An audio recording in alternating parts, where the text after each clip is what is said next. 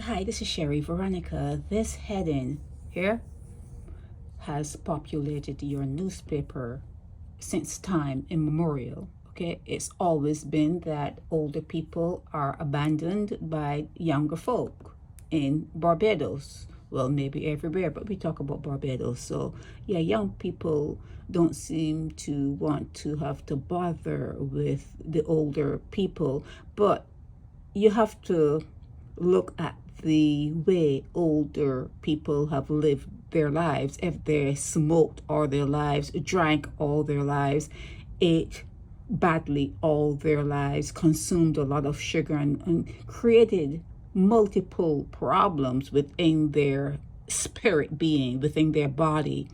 Yeah, you shouldn't really leave your problems for someone else to fix. So you have, when you say this, you have to say that. But this is also compounded with younger people who are shot or wounded or maimed, when they're out there doing whatever they do and they meet up against a pointed knife or a cutlass or a bullet, and then they are left without being able to stand, or they're crippled. Okay, they're crippled. So it seems as though someone had to go through a lot of cobweb and a lot of closed doors to get this minister of health to speak. They actually found Jerome Walcott. Okay, and he spoke about the fact that they're calling these the younger ones that are abandoned young for care. It sounds so silly, but that's what they call it, young for care. Here it is. Let me show you here. Young for care. Okay, see, my cursor is over here. Okay, so he was talking and talking and talking about how they're gonna take care of these people and where they're going to send them, and then he said something that was strange. He said, we pay the government for them to be housed in private facilities. When he said we, who was he talking about? Who is Jerome Walcott talking about when they said we? Okay, when they said we pay the government, do you see here? Okay, who is Jerome Walcott talking about? Who pays the government to house people who are abandoned in private facilities? I would like to know who he's talking about. Is he talking about the ministers? No. Well, taxpayers, they're not paying the government, they pay taxes. So it was a strange statement, very strange statement. But I invite you to go through this and read up all about it. And he's saying things that have been said before.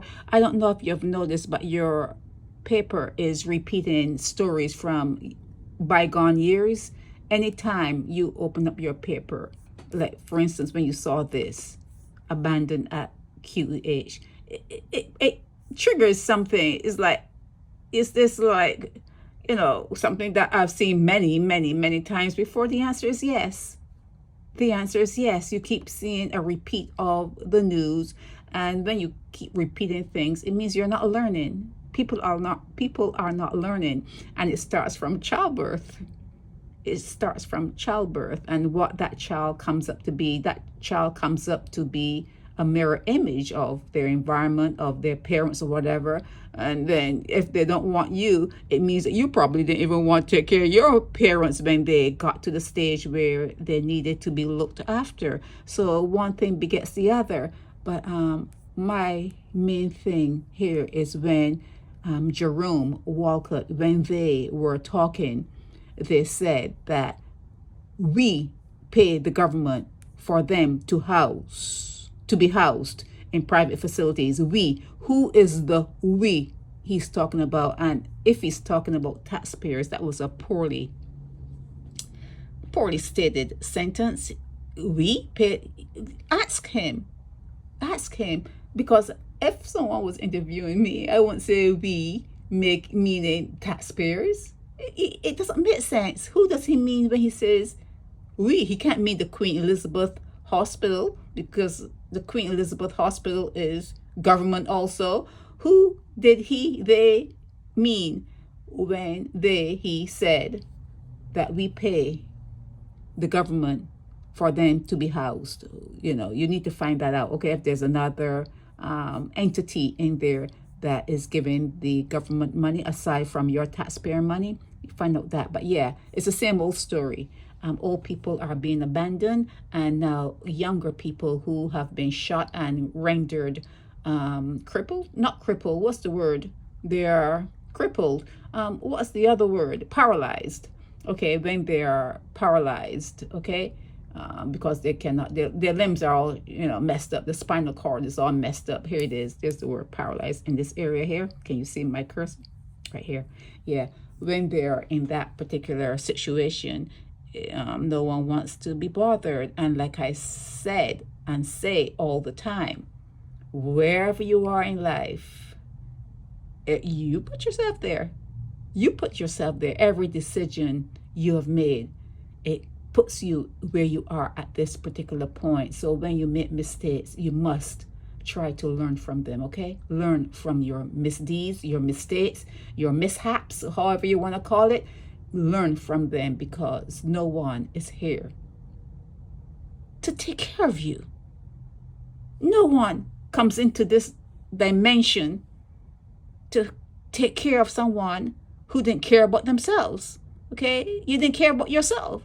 No one came to take care of you. You have to create within you an atmosphere and a mindset that you are your own protector. You are the giver of whatever you need. You are your own person. You are. It's only you. It's only you. Okay? No one's here to save you. There's no savior coming to save you. It's you. Okay? This is Sherry Veronica. Help me spread the word about Naked Departure via social media. Subscribe and share to show support and love for our channels.